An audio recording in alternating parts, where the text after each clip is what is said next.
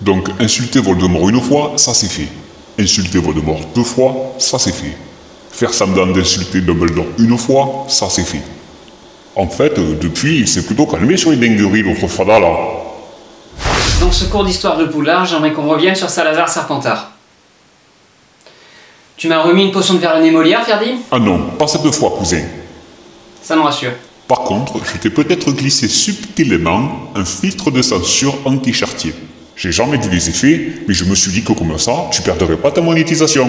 Mais je suis pas monétisé, purin de poutrelle de mouette. Tant pis, ça a quand même l'air de bien marcher.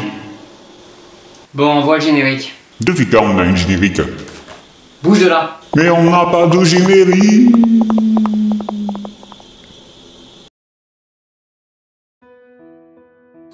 Sorciers, sorcières, moldus et non-mages, bienvenue. Je ne serai pas le premier à le dire, mais comme malgré tout ce qui a déjà été expliqué par d'autres avant moi, l'idée reçue persiste, je le redis une fois encore, Serpentard n'est pas la maison des cognards. Cognard? Il est plus corsé que je pensais, ce filtre de censure. Je sens que ça va être particulièrement casse-nouille. On ne le répétera jamais assez, mais Serpentard ne choisit pas ses élèves pour leur cruauté. Les valeurs de sa maison sont tournées vers l'ambition et la ruse. Les Serpentards sont fiers et provocateurs, ils recherchent la grandeur et sont prêts à enfreindre les règles pour parvenir à leur fin. Mais ces valeurs ne veulent pas dire pour autant que les Serpentards sont mauvais. Par exemple, Harry, Ron et Hermione ont enfreint plus de règles que la totalité des autres étudiants de Poudlard. L'exception faite peut-être de Fred et George Weasley. C'était certes le plus souvent pour un but noble, mais parfois aussi pour des raisons plus égoïstes, comme de vouloir se rendre à Préolard sans autorisation en 3e année par exemple. Le fantôme de la maison Serpentard est le Baron Sanglant, et son nom contribue lui aussi à l'imaginaire de cruauté qu'on se crée autour de la maison de Salazar. Mais lorsqu'on découvre l'histoire du Baron Sanglant auprès du fantôme de Helena Serdaigle, on réalise que le Baron s'est donné la mort car il avait tué la femme qu'il aimait. D'ailleurs, bien que leur parcours soit différent, en ce sens, l'histoire du Baron Sanglant trouve un écho avec celle de Severus Rogue, qui a voué sa vie à lutter contre Voldemort après avoir eu sa part de responsabilité dans le meurtre de Lily. Et, en dehors de l'amour, ce qui relie ces deux histoires, c'est le fait que Severus, comme le Baron Sanglant, a éprouvé des remords et des regrets. Deux choses qui ne correspondent pas du tout au champ lexical de la cruauté et de la méchanceté. Et il y a cet argument qu'on emploie souvent pour rappeler que Serpentard n'est pas synonyme de la haine des Moldus, que Merlin a été à Serpentard, et a été un combattant acharné pour les droits des Moldus et des Némoldus. Hominis Gaunt, à la fin des années 1800, il tentera de convaincre Sébastien Palot de ne pas prendre la voie de la magie noire, alors qu'Hominis est un descendant de Serpentard. Alors, est-ce que Salazar Serpentard est une incarnation du mal? Car il reste cependant une chose que, malgré toute ma volonté, je ne peux pas nier concernant ce vieux roublard. Parce que c'est un sale gros raciste. Et même si je suis complètement d'accord, et que je cautionne absolument pas cette attitude, si je te disais qu'à son époque, les sorciers avaient peut-être d'excellentes raisons de se méfier des Moldus. Car il faut remettre les choses dans leur contexte. Salazar Serpentard a vécu un peu plus de 1000 ans avant les événements de la saga. Et à cette époque, lorsque de mauvaises choses se produisaient, il était courant d'accuser une personne un peu marginale de sorcellerie avant qu'il ou elle ne soit roué de coups, noyé ou pendu. Si les grandes chasses aux sorcières ont été les plus violentes à partir des années 1300, les personnes accusées de sorcellerie étaient déjà soumises à la colère des foules bien avant. Alors, lorsque Salazar Serpentard participe à la fondation de Poudlard avec Rowena Serdaigle, Helga Poufsouffle et Godric Gryffondor, il était dans leur intérêt de se cacher des Moldus, qui pouvaient voir un rassemblement de sorciers comme une menace. D'autant que le Code international du secret magique date de 1689, donc bien après la conception de Poudlard qui, à sa création, dépendait des seuls pouvoirs de ses fondateurs pour se protéger des dangers du monde extérieur. Faire entrer des nés moldus à l'école de sorcellerie, c'était prendre le risque que ses élèves divulguent des secrets de l'école à leur famille moldue. Et peut-être, parmi ces secrets, des informations qui pourraient exposer Poudlard à la menace des moldus cherchant à chasser les sorciers. Quand on prend en compte cette hypothèse, le point de vue de Salazar, qui prétend que les élèves de sang pur sont les seuls dignes d'accéder à la magie, peut peut-être trouver un sens. Si c'est effectivement la raison qui anime Salazar, alors peut-être considérait-il que seuls les élèves de sang pur étaient dignes de confiance, car n'étant pas d'ascendance moldue, il n'allait certainement pas exposer l'école. Ce qui me laisse penser que le point de vue de Salazar ne relevait ni de l'ego, ni de la radicalité, c'est notamment parce que l'amitié qui existait entre Salazar et Godric est de notoriété publique, et j'imagine mal la sagesse de Rowena, ou la générosité de Helga, cohabiter avec un mépris de son prochain.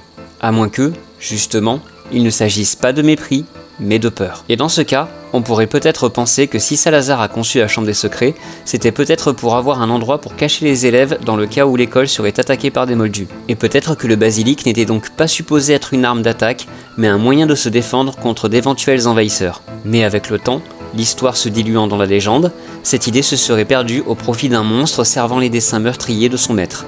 Une bonne histoire d'horreur comme les enfants aiment se raconter. Et peut-être que devant l'insistance de son confrère et de ses deux consoeurs à ouvrir les portes de Poudlard aux nez moldus, Salazar ne pouvait concevoir participer à un projet qui prenait le risque d'exposer autant d'enfants de sorciers au risque de subir le courroux des moldus. Et Salazar était connu pour avoir un ego surdimensionné. Revoir son opinion à la baisse aurait été pour lui un aveu de faiblesse, ou a fortiori, il aurait trouvé inenvisageable qu'il y ait une solution quelque part entre embrasser le monde moldu et le rejeter. Peut-être a-t-il, jusqu'au bout, eu avant tout peur du danger que représentaient les moldus. Et la peur mène bien souvent au rejet, et le rejet mène à la haine. Bon, en revanche, on retrouve quelques mots écrits de la main de Salazar Serpentard dans Hogwarts Legacy, et il semble bien prouver que Salazar considérait les nés moldus comme moins capables de magie que les sangs purs. Là-dessus, je ne trouve aucune raison qui justifie ce mépris de Salazar, autre que l'orgueil. Ou alors c'était vraiment juste un cognard. Mais l'histoire a conduit au Code international du secret magique et à l'histoire de la magie telle qu'on la connaît à ce jour. Le secret magique est sauf et la communauté magique est, pour l'instant tout du moins, toujours à l'abri. Si Salazar avait des raisons de se méfier des nés moldus en son temps, le temps, et surtout les nés moldus, ont prouvé que l'opinion de Salazar Serpentard sur le danger que représentaient les nés moldus et leur prétendue médiocrité en matière de magie sont de fausses idées. Les choses ont changé en plus de 1000 ans, et avec non seulement les mœurs, mais surtout les relations entre les communautés. Les communautés magiques et non magiques vivent séparément en créant des ponts discrets d'une communauté à l'autre. On sait, pour le côté britannique, que le ministre de la magie communique avec le premier ministre moldu. Et il existe toute une organisation pour ouvrir le monde de la magie aux enfants nés moldus quand ils reçoivent leur lettre pour Poudlard. On en sait peu sur les liens entre les deux communautés, mais à l'heure actuelle, les deux mondes reposent sur un équilibre relativement stable. Les craintes de Salazar étaient donc fondées en son temps, mais n'ont plus de raison d'être aujourd'hui. Alors peu importe si Salazar Serpentard se méfiait des moldus en son temps, ou s'il les méprisait, car le temps a passé et Poudlard est toujours debout, donnant tort à ses croyances. Et ce serait là que les erreurs commenceraient alors pleinement. Car les Serpentards d'aujourd'hui ne sont pas Salazar Serpentard lui-même, et ils ne l'ont même pas connu. De la même manière que les gens d'aujourd'hui ne sont pas les gens d'hier. Les Serpentards d'aujourd'hui sont choisis pour les valeurs humaines qu'appréciait Salazar Serpentard et comme un vestige malheureux de ses opinions, le chapeau continue de prendre en compte le lignage des élèves. Mais il faut se rappeler que le chapeau est doué de légilimencie et s'il prend en compte ce lignage, c'est peut-être parce qu'il est important pour l'élève qu'il répartit. Mais ça ne l'empêche pas d'envoyer des sangs mêlés à Serpentard. Tom Jedusor était de sang mêlé, même s'il vénérait sa noble parenté avec Salazar Serpentard, mais il y a aussi envoyé Severus, envisagé d'y envoyer Harry, et on verra plus tard le fils de Harry, Albus. On nous dit même à plusieurs reprises que quasiment tous les sorciers ont du sang moldu en eux. Alors si le chapeau devait vraiment se reposer sur la pureté du sang pour répartir les Serpentards, il n'y aurait plus grand monde dans cette maison. Alors, que ce soit à cause de ça ou à cause des mœurs, la pureté du sang ne peut plus définir les Serpentards, et elle ne peut pas non plus définir les sorciers. Et même si Salazar aurait pu avoir des raisons de se méfier des moldus à son époque, et dans son contexte, son opinion ne peut plus être invoquée aujourd'hui comme un argument pour la pureté du sang. Et ce n'est pas parce que Salazar Serpentard pensait la pureté du sang importante qu'un Serpentard doit nécessairement le penser aujourd'hui, car il faut bien comprendre qu'on n'apprend pas en copiant l'opinion de nos prédécesseurs, mais en forgeant notre propre opinion, en écoutant leurs expériences et en faisant le tri dans leurs idées. Ce qui était valable hier n'est pas forcément valable aujourd'hui et inversement. Et la seule et unique raison pour un sorcier contemporain d'invoquer la pureté du sang, c'est pour nourrir son propre ego. Mais est-ce que c'est la seule raison pour laquelle la maison Serpentard a mauvaise réputation? Je ne crois pas. Car il y a d'autres sorciers pour croire à la pureté du sang, et qui n'étaient pas forcément Serpentards, voire même qui n'étaient pas britanniques du tout. Pourquoi est-ce que le mauvais rôle revient toujours à Serpentard? Parce que Lord Voldemort. Ah bah poutrelle de merde, pour une fois tu donnes la bonne réponse. Tom Jedusor est arrivé à Serpentard avec la ferme intention d'être un sorcier exceptionnel, et pour lui, tout était bon à prendre pour justifier cette idée. Et en découvrant que Salazar Serpentard était son ancêtre, il y voit une opportunité de se grandir un peu plus encore, et plus il rappellera que Salazar était important, plus il se rendra important. Même s'il y avait des mages noirs avant Tom Jedusor, comme une partie de la famille Gaunt qui s'adonnait au plaisir de jeter des Doloris à des moldus, c'est lui qui a fondé les Mange-Morts. Dans les faits, les mages noirs qui étaient proactifs dans leur dessein d'extermination des moldus sont apparus avec lui. Dumbledore a certes envisagé de dominer les moldus pour le plus grand bien, mais même si c'était un choix horrible, il n'était pas conduit par la haine. Pour Tom Jedusor et les Mange-Morts, c'est bel et bien la haine, le mépris et l'orgueil qui fondent les bases de leur idéologie. C'était un choix vraiment dégueulasse. Dumbledore est pas très différent des mages noirs quand même. Oui, mais ce n'était que quelques mois. Comparé à la centaine d'années qu'il a investi pour réparer son erreur, alors que Tom Jedusor a passé l'intégralité de sa vie dans la haine des noms magiques. Et ça, c'est une pure indifférence. Mais en oubliant toutes les autres valeurs de Serpentard, et en voulant à tout prix réaliser les desseins de son aïeul, Tom Jedusor a en réalité détruit tous les rêves de Salazar Serpentard. Tom Jedusor était le dernier descendant de Serpentard à son époque, et si on en croit l'enfant maudit, Delphini est tout ce qu'il reste de l'arbre généalogique de Serpentard, et elle croupit désormais à Azkaban. La lignée du sang de Salazar semble bien prête à s'éteindre. Mais dans sa haine et ses illusions de grandeur, les accomplissements de Jedusor ont révélé la chambre des secrets au public. Le basilic de Salazar est mort. La dernière relique de Serpentard, avec son médaillon, a été détruite.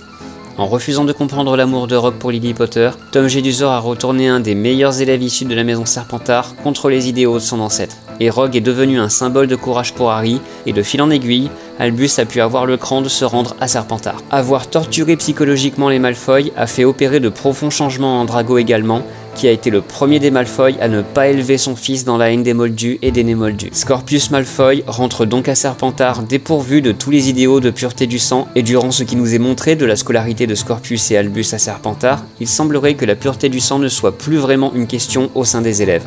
J'aime beaucoup ce point de l'enfant maudit, où Scorpius éprouve un gros crush envers Rose Granger Weasley. Et même si elle refuse de sortir avec lui, le fait que Scorpius éprouve une telle fascination envers la fille de celle que son père n'avait de cesse de traiter de sang de poulpe, ça montre à quel point les idées de pureté de Serpentard sont mortes avec Tom Jedusor. Attends, sang de poulpe? Techniquement, c'est une insulte, cousin. Alors le filtre de censure te coince aussi. J'ai pas fini de passer pour un crayon, moi. Au final, même si on aurait tous clairement préféré que la cruauté mortelle de Voldemort ne se déchaîne jamais sur le monde des sorciers, il faut bien avouer qu'en ouvrant la guerre, puis en la perdant, Tom Jedusor a provoqué ce qui pouvait arriver de mieux pour la maison Serpentard. La pureté du sang disparaît des valeurs de la maison, et celle-ci ne garde plus que le reste de ses valeurs, bien plus importantes. La ruse, la roublardise, la fierté et l'ambition. En résumé, Salazar Serpentard a sans nul doute été un fervent sorcier anti-moldu. Sa maison a certes accueilli en son sein une grande partie de la noblesse magique, qui portait avec elle la volonté de faire perdurer la pureté de sang. Mais ce n'est pas parce qu'un groupe social contient des cognards que tous ceux qui la composent sont des cognards. Tom Jedusor a fait ressortir au sein de sa maison ce qu'elle pouvait faire de pire, mais en perdant son combat, indirectement, il a aussi contribué à en faire ressortir ce qu'elle avait de meilleur à offrir. Et Albus et Scorpius portent tous les deux les couleurs de Serpentard, sans pour autant faire preuve de la moindre once de haine dans leur cœur. Rappelez-vous qu'il n'y a aucun besoin de rabaisser les autres maisons pour mettre la vôtre en valeur, qu'il n'y a d'ailleurs aucun besoin de rabaisser les autres pour prouver votre valeur. Car même si vous avez tout à fait raison d'être fier d'appartenir à votre maison, ce n'est pas d'avoir été réparti à Serpentard, à Poufsouffle, à Serre d'Aigle ou à Gryffondor qui fait votre valeur. N'oubliez jamais, jamais ces mots de Dumbledore qui devraient rassembler toutes les maisons dans les mêmes efforts pour devenir meilleures. Ce ne sont pas nos aptitudes qui montrent ce que nous sommes. Ce sont nos choix. Prenez soin de vous et de ceux qui vous entourent. Et n'oubliez jamais que ce n'est que quand on arrêtera de se poser des questions qu'il n'y aura plus de réponse à trouver. Ça y est, maintenant, normalement, le filtre a cessé de faire effet. Il va falloir qu'on cause, Ferdi. Tu vas rester loin de mon stock de... Professeur. Et prof. Qu'est-ce qu'il fait encore ce froidard? Eh oh!